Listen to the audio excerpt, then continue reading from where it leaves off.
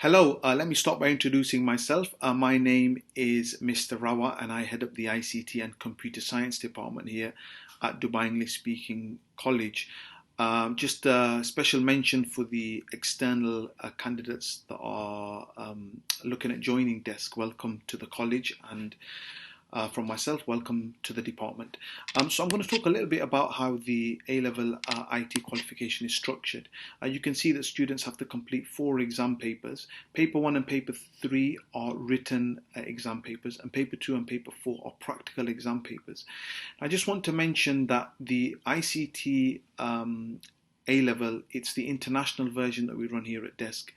And one of the main reasons we run the international version is, although it allows for all the rigor of an A-level that meets the criteria of A-level standards in the UK, it also allows us to ensure that we can give students the option to complete an AS level at the end of year 12.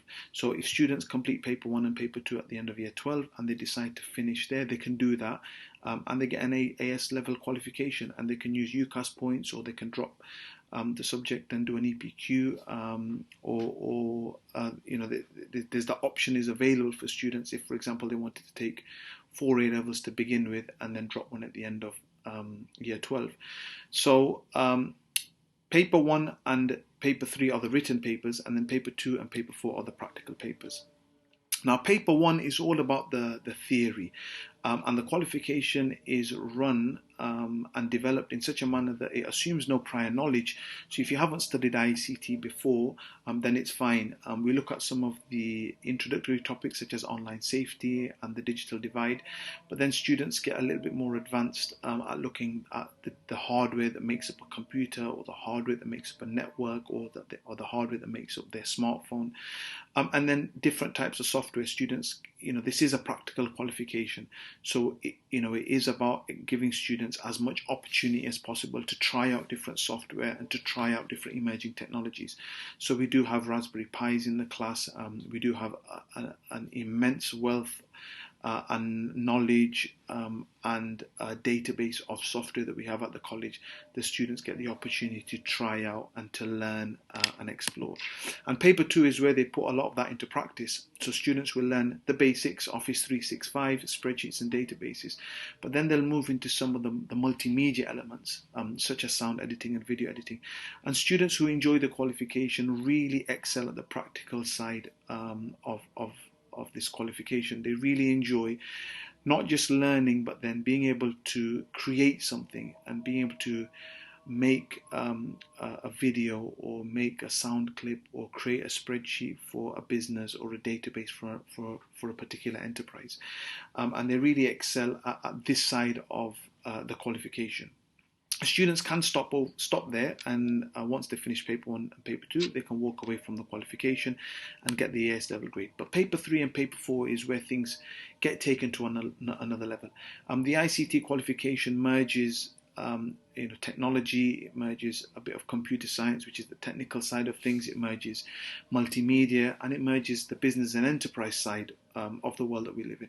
And paper 3 is project management, but from the IT perspective. So we look at online businesses, we look at the online world, and students have grown up with this. Students have grown up with online shopping, they've grown up with the online environment. Their lives are lived online, and it's important that they recognize this, and that they recognize what opportunities are available for them in this field.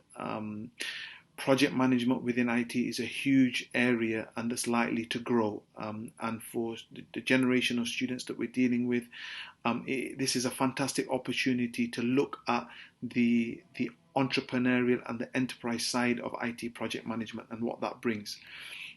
The practical skills students love to develop and enjoy, and so paper 4 takes it to another level, really. They look at different graphics packages, animation packages and web design, and although some of them are sort of multimedia in nature. They're multimedia, they're IT, they're very, very businessy as well. But then they do go into the programming side of things, which is a bit more computer science. It's not as heavy as an A-level computer science, but it introduces them to some common programming constructs. And it gives them the confidence to talk about programming at that level, so that they can have a conversation about different programming paradigms and what that involves. And again, it's a practical side that students love and enjoy developing and creating. We recognise that not students may not have had the opportunity to study an ICT or computer science earlier on. So as long as you achieve a GCSE, Maths and English at level 4 and above, as long as you enjoy designing things and that you have an interest in the entrepreneurial nature of the world that we live in, it's a fantastic qualification to get involved in and develop the IT side of the business world that we're living in. Students who like IT go on and study multimedia, or they become analysts, or they move into the world of business. For the students that like the programming side, there's an opportunity there to go a bit more technical and move into engineering or into computer science. So that option's always available for them. It is worth mentioning that in the world that we live in, the rich people, the wealthiest people, have a background in IT, and students will be quite common with Jeff Bezos or Bill Gates, Mark Zuckerberg.